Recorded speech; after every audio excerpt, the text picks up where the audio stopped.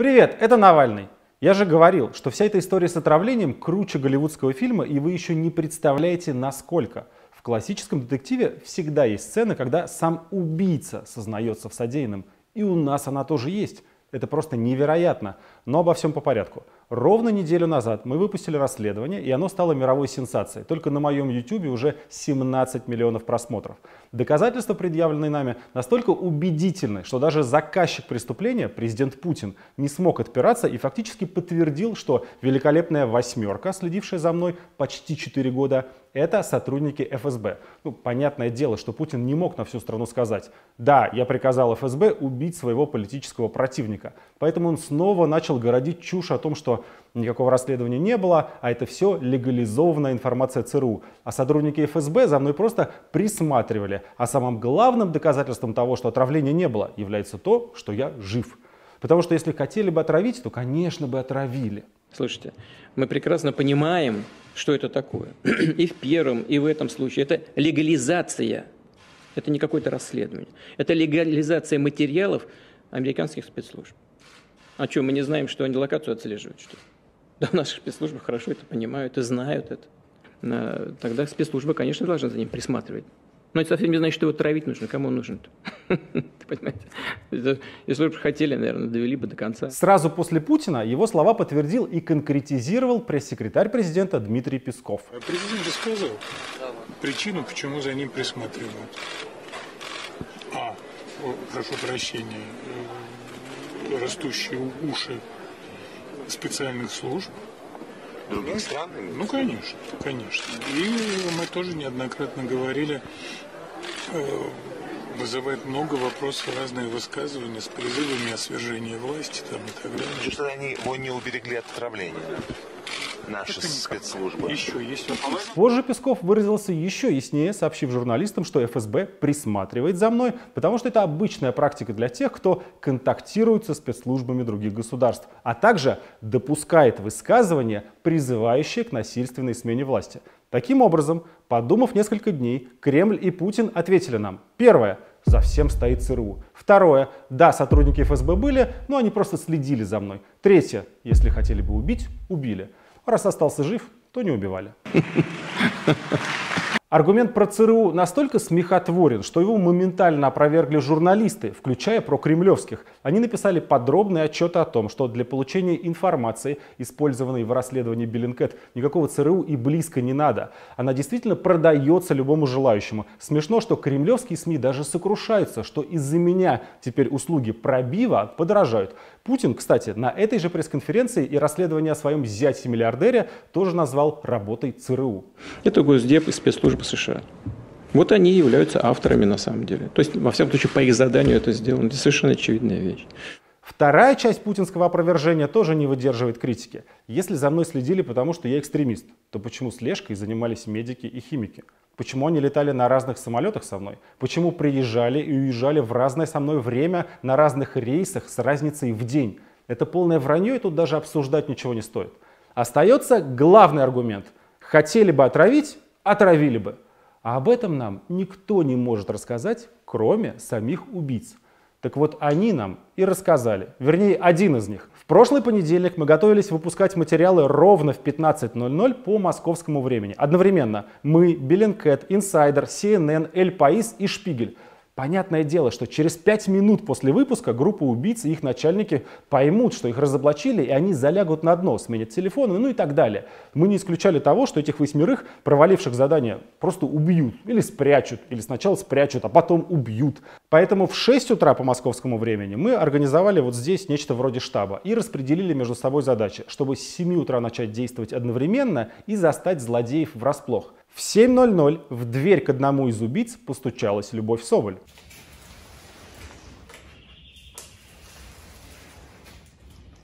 Жена в этой квартире, можете сказать? Люди там периодически появляются. В это же время у одной из штаб-квартир ФСБ, где работают убийцы, их караулил корреспондент канала «Штаб» Дмитрий Низовцев, и его спустя 20 минут задержала полиция по звонку из ФСБ. Раменки, дежурная часть, пересыпь. Добрый день, это беспокоит глава муниципального округа Раменки Гангальский Максим Брониславович. Скажите, пожалуйста, вот поступили сообщения, что у вас в ВВД находится Дмитрий Низовцев задержан. Есть есть такое, да, Да. есть, опрашивают его. Это напрямую звонок был с ФСБ. ФСБшники позвонили с Верховки 12. Корреспондент CNN Клариса Ворд в 7 утра пришла к координатору группы убийц Олегу Таякину. И эти феерические несколько секунд увидел весь мир. We enter a rundown apartment building on the outskirts of Moscow, where operative Oleg Tayakin lives. Здравствуйте, Олег Борисович, да? Меня зовут Клариса Уорд, я работаю в CNN. My name's Clarissa Ward, I work for CNN. Can I ask you a couple of questions? Можно вам спрашивать, это ваша команда отравила Навальный? Was it your team that poisoned Navalny, please? Do you have any comment? He doesn't seem to want to talk to us. Ну а я ровно в 7 утра начал звонить своим убийцам. У Bellingcat были их телефонные номера и список номеров, по которым они сами звонят. Анализ этих данных показал, что для того, чтобы скрыть содержание разговоров, они используют специальный номер. Ну, нечто вроде такого ФСБшного коммутатора. Мы взяли простейшую программу, такими пользуются телефонные пранкеры, для того, чтобы скрыть номер, с которого звоню я, и подставить вместо него нужный нам номер. И расчет был очень простой. Звонок в 7 утра. Ты видишь знакомый служебный номер, берешь трубку и начинаешь разговаривать. Почти все, кому я позвонил, трубку взяли, почти все быстро ее повесили. А потом нас ждала большая удача. Константин Борисович Кудрявцев, военный химик из Института криминалистики ФСБ, работавший до этого в научном исследовательском центре биологической безопасности Министерства обороны и военной академии радиационной, химической и биологической защиты. Он разговаривал со мной 45 минут, предполагая, что я помощник секретаря Совета Безопасности и бывшего директора ФСБ Патрушева. На начало разговора мы о Кудрявцеве знали только 3 факта. Что он состоит в группе тайных убийц, что он химик и что он 25 августа летал в Омск. Поэтому я и предполагал, что он забирал из больницы мою одежду. В неизвестном направлении пропадает моя одежда. Вполне вероятно, ее забирает один из участников группы Кудрявцев. 25 августа он прилетал в Омск. А к концу разговора Константин нам любезно пояснил многие детали. И сейчас я говорю совершенно официально и направлю соответствующие заявления. Вот фото Кудрявцева, вот его телефон. Мы знаем, что он сотрудник ФСБ, и вы сейчас услышите его голос. Любая фонографическая экспертиза подтвердит, что это голос его. А слов его достаточно, чтобы арестовать не только убийц, но и тех, кто помогал им скрыть следы преступления. Когда президент Путин на пресс-конференции сказал, ну если бы хотели отравить, отравили бы. Если бы хотели, наверное, довели бы до конца. Фразу, которую сейчас повторяют все пропагандисты. Я просто в ладоши хлопал от радости, потому что сотрудник ФСБ Кудрявцев ответил нам всем ровно на этот вопрос. Ну и кроме того, сейчас вы узнаете, почему президент Путин много думает, извините, о моих трусах.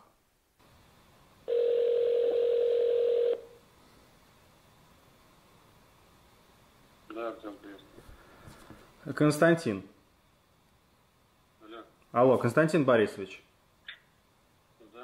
Здрасте, меня зовут Устинов Максим Сергеевич. Я помощник Николая Платоновича Патрушева. Мне ваш телефон дал Владимир Михайлович Богданов. Извините за ранний звонок, мне нужно 10 минут вашего времени, очень сильно нужно. Что? Да, слушаю. Руководство в очередной раз, новая итерация обсуждений, попросит, наверное, вас попозже рапорт подготовить, но я сейчас делаю доклад для Николая Платоновича на Совете Безопасности, все это будет обсуждаться на высшем уровне. Мне нужно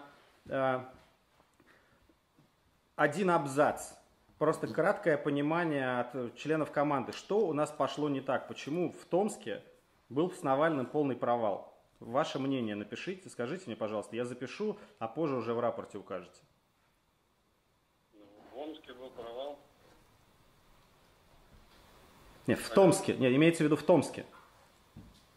В Томске? Да. А что в Томске было? Константин Борисович. Да. Вы слышали, что я вам сказал? Я по поручению Патрушева звоню. Я понимаю все прекрасно, я просто пытаюсь в голове вспомнить в Томске, что было. Ну, вы в Омск 25 числа зачем ездили? В Омск или в Томск? Вы ездили в Омск 25 числа. В Томске была операция, и сейчас я составляю короткую версию рапорта, что там случилось. Попозже Владимир Михайлович попросит вас написать длинную версию. Я понимаю, что это в очередной раз. Но руководство для Совета Безопасности просит меня подготовить документы сейчас. Поэтому, если вы мне очень сильно поможете и не будете задерживать Николая Платоновича. Я бы с удовольствием помог, но я сейчас на коронавирусе сижу дома. Ну, поэтому я вам звоню. Поэтому... Давайте я Макшаковым, если связаться. Макшакову я позвоню тоже, конечно же. Ну, то есть я сейчас... Это простая процедура. Я буду звонить сейчас Александрову, Макшакову, Таякину. Из каждого буду просить там, на 2 абзаца объяснения. Потому что мне нужно в итоге рапорт сделать на 2 листочка. Сами понимаете, кому я делаю рапорт на 2 листочка. Я не хочу здесь именами бросаться, но я бы не стал вам названивать в 7 утра и не стал бы Богданову звонить в 7 утра, если бы не срочная ситуация. Поэтому просто у меня здесь вот написано: Кудрявцев, двоеточие, считает так и так. Почему у нас ничего не получилось, и что нужно, почему было плохо, и что нужно сделать, чтобы хорошо. По 10-бальной шкале вы оцениваете работу Александрова как? Понятно, что он ваш коллега, тем не менее. Александрова? Да. Работа хорошая, да. Оцениваю хорошо. Лидерские качества Таякина вы как оцениваете? Координацию команды? Таякин там не был, там Осипов был. Я знаю, что там не было Таякина, что там был Осипов, но тем не менее Таякин в операции участвовал, правильно? Честно, у меня нет такой информации. Я не могу ничего сказать. Ну хорошо. Осипова вы по 10-бальной шкале как оцениваете? Сейчас, погодите, я записываю. Хорошо, тогда логичный вопрос, согласитесь. Я должен просто объяснить буду сейчас Патрушеву. Если вы говорите, что вы хорошо оцениваете и Александрова, и Осипова, почему ничего не получилось? Ну, это вот я вопрос себе задавал уже не один раз, кстати. Вроде как бы, по ситуации, то, что информацией я владею, а я владею не всей информацией. Понимаю. Сами понимаете, да, я владею информацией, которая у меня есть непосредственно, или которая до меня доводится. Ровно для этого и делается доклад. Да-да-да. Да-да-да, я вас перебил. Я просто говорю, что ровно для этого мы и делаем доклад, чтобы каждый со своей колокольни посмотрел. Поэтому сейчас меня интересует только ваше мнение. Я оцениваю работу хорошую, по крайней мере. Работа сделана как вы делали, это все прорабатывалось вопрос. Я так считаю, и не один раз. Хорошо. Очевидный вопрос, ответ на который должен быть в моей бумаге. Если вы оцениваете хорошо работу Иосипова и Александрова, почему провал-то? Что нужно сделать в будущем, чтобы ничего этого не было? В нашей работе, сами понимаете, вопросов и нюансов всегда очень много, и все учитывать, стараемся всегда по максимальному, чтобы не было никаких просчетов и так далее. Сами понимаете, да? Я понимаю, что самое главное. То есть здесь наверняка прорабатывался досконально, я так считаю. Это мое мнение. По крайней мере, если брать то, что ранее было сделано. Нюансы есть всегда. В каждой работе есть нюансы какие-то. Вся ситуация повернулась с одной стороны как сказать, тут правильно понимаю. Я тоже думал, что могло, посадили это, сами понимаете, да, полетел, посадили, все это ситуация сложилась так, что не в нашу пользу, я так считаю. Если чуть дольше, то, соответственно, чуть могло бы все пойти по-другому. Чуть дольше что? Сами понимаете. Константин Борисович, если бы чуть дольше летел? Возможно, да, если чуть дольше летел, например, они посадили его резко как-то и так далее, да, возможно, это все пошло не так. То есть оперативная работа с медиком, скорой помощи, да, на посадочной полосе и так далее. И, соответственно, это... Алло. Да-да-да, посадить самолет посадили через 40 минут. в принципе, это должно было бы как бы учитываться при планировании операции. Нельзя сказать, что самолет посадили просто моментально. Рассчитали неправильно дозу вероятности. Почему? Ну, это я не могу сказать, почему, как сказать. Рассчитывали все, я так понимаю, что рассчитывали все с запасом. Как было нанесено вещество? Ну, я говорю, это лучше по оперативной связи. Я, сами понимаете, я работал уже потом. Да, я знаю. Я в самой, как бы, это, по крайней мере, то, что, как бы, после мы смотрели, там, как бы, делали там свои мероприятия, эти вот, как бы. Вы бы как сделали иначе? Вот если бы вы планировали операцию, как нужно было сделать иначе эту штуку? Ну, это надо садиться, думать конкретно уже. В зависимости от ситуации, от обстоятельств, от возможных способов, не способов, а от возможных мест, да. Тут нюансов, я говорю, очень много. И надо учитывать каждый нюанс, каждую мелочь. Вот. Я считаю, ну, мне так, ну, как по моему мнению, все было как бы спланировано и правильно было все спланировано. По-другому никак не могло быть. Если бы неправильно было спланировано, ничего бы не делали. Так, у меня по-прежнему остались вопросы. Во-первых, вещи где? Что с вещами? Что с вещами? Ну, навальновские вещи где? Ну, были, вот, я их крайний раз видел в Омске самом. Оставили там. Ну, мы там ездили, работали. Да, вы 25-го же туда летали в Омск, правильно? Да мне бы вспомнить, ну, наверное, примерно, да. У меня записано на работе. Так, и конкретно, что с ними произошло? С вещами с этими?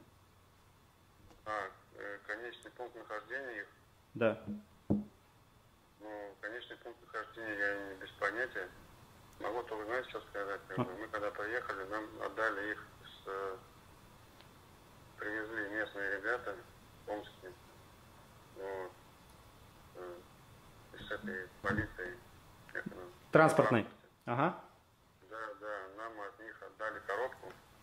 Ага. Вот, мы с коробкой поработали, соответственно. И вернули все ребятам, ну, местным. А местный начальник, в принципе, у меня его телефон есть, если надо, могу дать. Да, давайте. Вот. Запишу. Вот, он эту коробку, я ему сказал, что он вернул назад. Скорее всего, он отдал этим ребятам с транспортной полиции. Так, дайте мне, пожалуйста, телефон начальника. Повисите, хорошо? Сейчас. Да, конечно. Ага. Алло. Да, пишу. 8 962 059 059 25 95. 2595. А зовут его? Михаил. По отчеству не записано. Михаил Павлович. Да, он начальник ВТ. Ну, начальник. Можно поспрашивать, да, посмотреть. Я выясню, нет проблем. Давайте подробнее про вещи. На них было что-то? Коробка, то есть что-то там нашли на ней? Что с этим делали конкретно? Ну, мы 2 раза ездили. Угу. Ну, первый раз пакет был обычный. Ага. Пакет там с печатями, там все, там разорванный весь был. Там были вещи, ну, они мокрые какие-то были. Вот, там были вещи, как бы, соответственно, то, что было там. Там костюм, там, эти трусы, носки, там, маска. Угу. Футболка, соответственно, да. Так, и что, какую процедуру вы реализовали? Что делали с этим, чтобы я сообщил? Ну, обработку делали. Что тогда конкретно делали, объясните? Ну, замывали, обрабатывали растворами. Чтобы не это, ну, там, как сказать-то я, ну, обрабатывали. Чтобы это не было следов, там ничего такого. Значит, еще у меня есть среди вопросов странный такой вопрос. Вы же с Навальным ездили сколько? И в Киров ездили в 2017 году, да? Вы-то сами как его личность оцениваете? Чего? Его? Да, Навального. Чё? Ну, как? В смысле, как я оцениваю его личность? Ну, я же поэтому я говорился, странный вопрос. Аккуратный и очень это, ну, как, всего боится. Ну, с одной стороны, да, с другой стороны, он там ходит везде там и так далее, да. Номера меняет периодически, да, вот, то есть как бы осторожный очень, как бы, в этом плане. То есть он наверняка, может быть, как бы, может, чуйка какая-то, чувствовал, что там, ну, он не скрывает, что они там следили, там и так далее. Ну, сами понимаете, да? Угу. Алло. Да, я слушаю, я просто, я записываю. Озвучивал там в своем блоге, там, не один раз, просто за ним там это, наружу типа ходит, да, по пятам. Вот. То есть он очень осторожный, аккуратный в этом плане, такой, то есть лишних движений не делает никогда. Ну, это мое мнение, да, то есть как бы аккуратный, осторожный, то есть как бы. Хорошо. А вот, извините, вопрос такой наивный, но меня его, исходя из того, что я записал, мне его зададут. Значит, одежду замывали, потому что на одежде могли быть следы. Значит, и на теле могли быть следы. Но вы говорите, что на теле следов быть не могло. Почему? Ну, мне кажется, что там, ну, впитывается быстро просто. Он не оставляет, мне кажется, следов. Это Макшаков скажет более подробно. Я всю информацию не обладаю. Я даже не знаю, что там делали. Ну, я имею в виду, сами понимаете, да? Ну, я понимаю. Ну, я не знаю. У меня нет информации. Константин Борисович, Мне сказали, я приехал, сделал и уехал. Все. Все остальное, вся остальная информация по поводу, кто там ездил, кто это делал, это у меня так информация. Это я с ними со всеми поговорю сам. Мне, повторяюсь, мне нужно просто вот ваш взгляд конкретный, потому что руководство сказало, значит, со всех собрать информацию и составить общую картину. Поэтому, значит, давайте еще раз суммируем все, что у нас есть. Значит, по вашему мнению, выжил этот фигурант, потому что самолет посадили слишком рано, верно? Главная причина. Ну, мне кажется, что да, только из-за этого. Если бы там чуть-чуть больше, то, возможно, и все как бы закончилось по-другому. Вот видите, стечение обстоятельств, это вот это самый такой вот плохой фактор, который вот в нашей работе, да, может быть, то есть как бы. Вот это понятно. Под стечением обстоятельств мы имеем в виду обстоятельство номер 1. Это посадили самолет. А обстоятельство номер 2 это что? Ну, это то, что это как приехали там вот скорые там и так далее. Провели мероприятия вот эти вот первичные, которые они обычно. Ну, там по медике смотрят состояние. Вот, они, ну, там разговаривали институт какой-то, ясно, да? Предположительно о том, что возможно, что вот это вот, да? Или хотя бы, ну, симптоматика же там какая-то похожа. Ну да. Поэтому они действовали непосредственно по инструкции медиков. Вот, поэтому из-за того, что сработала скорая, да, соответственно. Ага. Вот, это тоже фактор, как бы, отвезли. Дальше, соответственно, то, что увезли его там в больницу. Там, соответственно, тоже провели какие-то мероприятия. В зависимости от там, симптоматики там, и всего вот этого. Вот. Есть вероятность того, что он кого-то из членов группы видел в лицо и узнает в лицо? Ой, это навряд ли. Он всегда строго к этому подходит. Вот у меня есть информация. Одежда, там, смена одежды и так далее. Значит, у меня есть информация, что однажды с ним члены группы однажды летали с ним вместе на одним рейсом. Было такое? Ну, эту информацию у меня, к сожалению. Ну, как бы я не знаю, о чем говорю. Обычно берется всегда рейсы специально разные.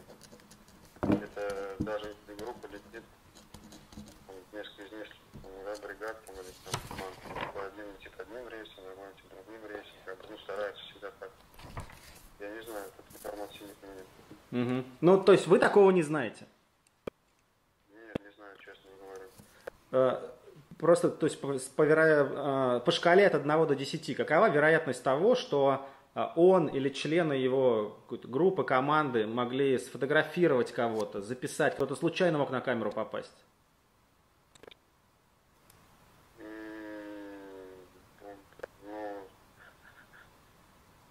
Ну, учитывая там наш сейчас сегодняшний везде там и камеры стоят, но всегда как бы все равно, когда работают, ну, все закрываете и так далее. Сами понимаете, да?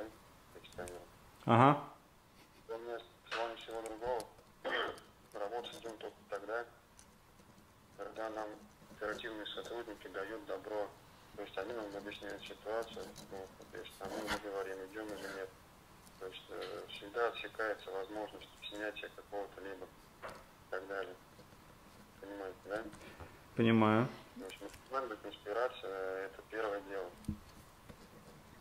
Чтобы никто не снял, никто лишним там не увидел там, и так далее. Это исключается всегда. Угу. Вы сами как оцениваете работу оперативных сотрудников? Которые принимали участие? Да. Ну, с тем, с кем я работал, хорошо оцениваю. Не будет никаких сюрпризов у нас с одеждой? Ну, поэтому несколько раз поехали. Несколько раз поехали, чтобы обработать одежду. Давайте еще раз. У меня есть данные, что вы 25 августа это делали, а второй раз? Алло? Позже чуть поехали, через неделю-две, наверное, или через неделю. Через неделю после 25 августа? Не помните точно? Нет, к сожалению, не помню. А ездил... Это Смушаков кажется. Окей. Кто еще ездил с вами? Со мной? Да. Василий Калашников. Калашников. Ну, его фамилия, наверное, не озвучена была, да? Нет, у меня нет в списке его. Странно. Ну, значит, руководство посчитало, что Ну да, это же... Хорошо, я с Богданова это уточню вопрос. Хорошо, скажите мне, пожалуйста, какой предмет одежды, на какой предмет одежды главный был акцент? У нас самый рискованный в теории предмет одежды какой? Трусы. Трусы. Что-что? Рискованный в каком плане? Ну, где могла быть максимальная концентрация? Трусы. В каком месте трусов это внутренний шов, наружный шов, внутренний шов, прилегающий куда? Потому что у меня здесь по этому поводу блок вопросов. Я все это с Макшаковым буду обсуждать, но мне нужна и ваша информация тоже. Ну, по внутренним работали. Ну, по крайней мере, там это обработку делали. Ну вот, представляете себе трусы, да? И вот трусы, и в каком месте? Есть самая... Где это паховая часть? В паховой части трусов. Ну, гульфи, как называемые, там швы такие есть, вот по швам. Так, погодите, это важно, сейчас, секунду. Значит, кто передал информацию о том, что должна быть обработана гульфиковая часть трусов? Мы предполагаем, сказали работать по трусам именно по внутренней части. Кто сказал-то? Макшаков? Да.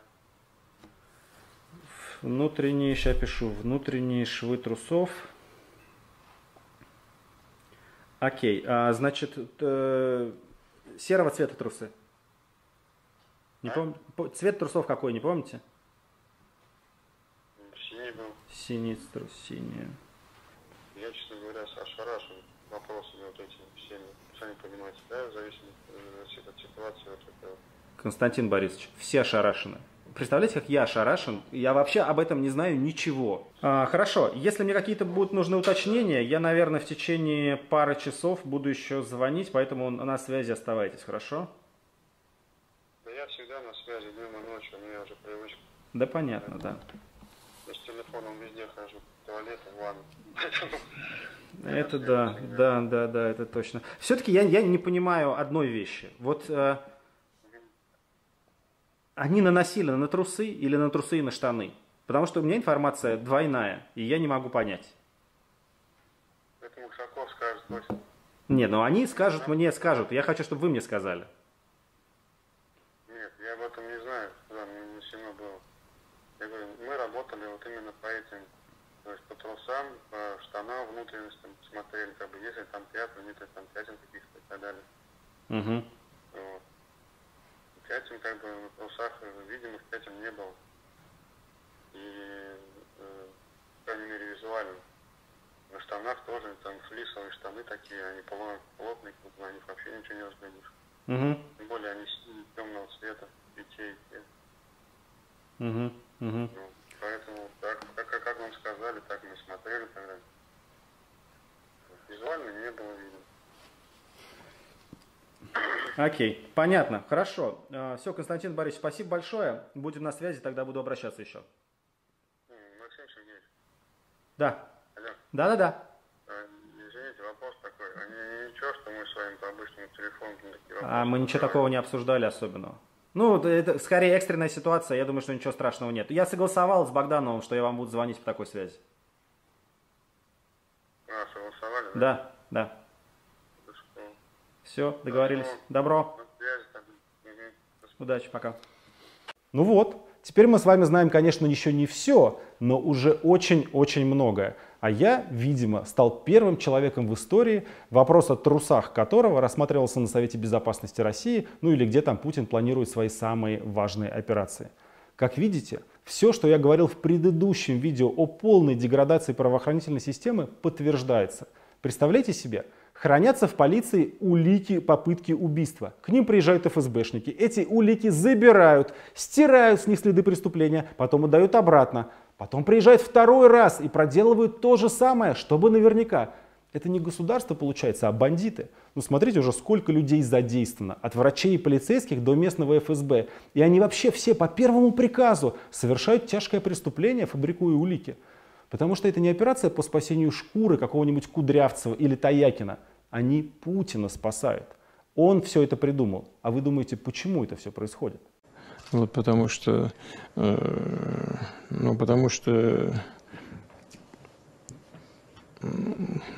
потому.